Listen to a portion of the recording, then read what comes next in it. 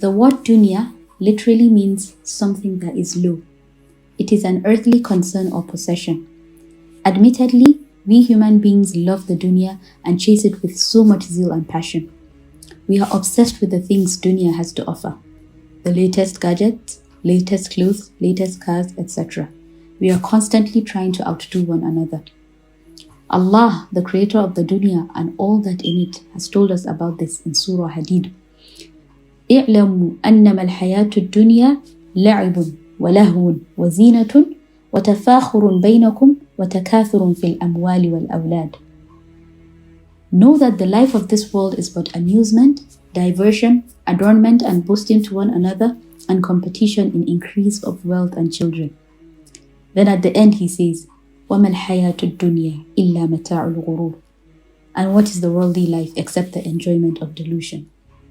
The word delusion means something that is believed to be true or real, but that is actually false or unreal. That is how Allah describes the world we are chasing, something that is fake. Now, why did we include this as one of our struggles? What is wrong in loving the dunya? There is nothing wrong in loving the dunya, since it is the means for us to attain the hereafter, our real abode.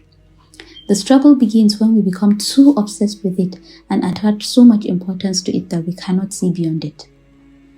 The Prophet ﷺ in one of his du'as used to ask Allah, Allahumma la taj'al ad-dunya akbar hammina, meaning, O Allah, do not make the dunya our greatest concern. This is because he understood that when the dunya becomes our main concern, then that becomes a big problem. We would keep chasing it and we will never find contentment, only temporary satisfaction. We will lose our focus, which should be how to gain the akhirah, which is better for us.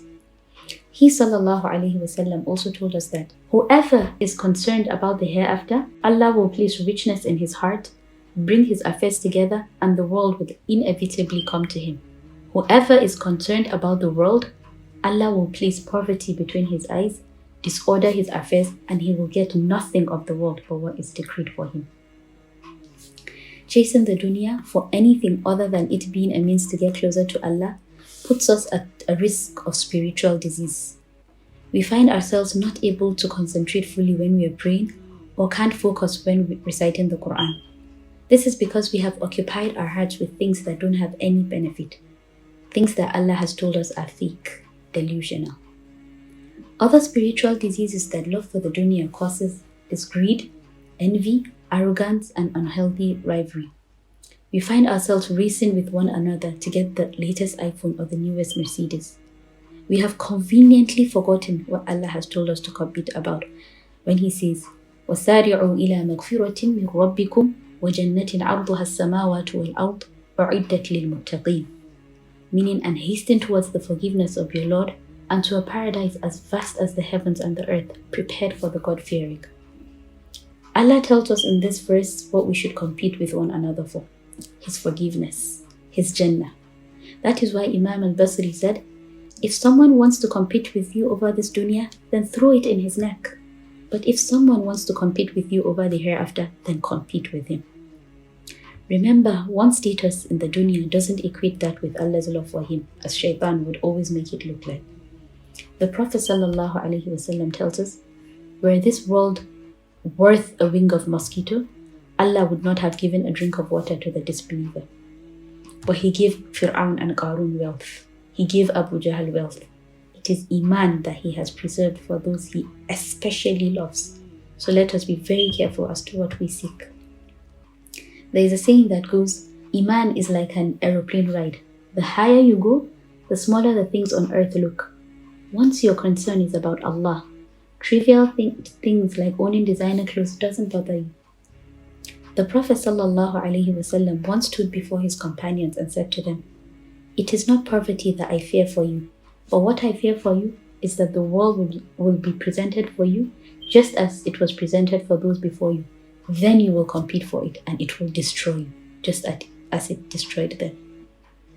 So some ways we can combat this struggle are: number 1, train your nafs and try not to be a slave to it. You don't have to give it everything it wants. Instead of buying the latest iPhone, use your money and invest in your akhirah, your permanent abode.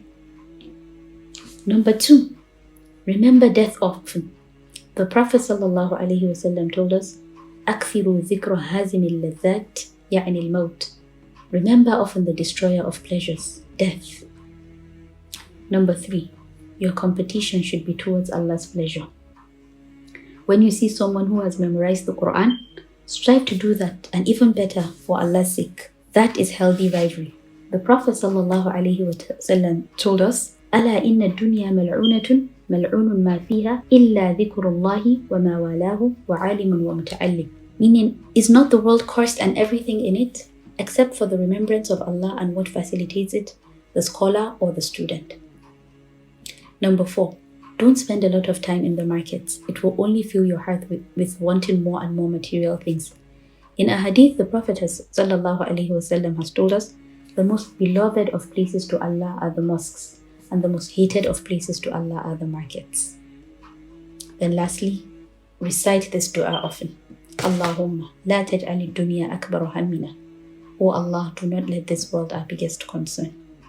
May Allah subhanahu wa ta'ala make our biggest concern of standing before Him. Ameen.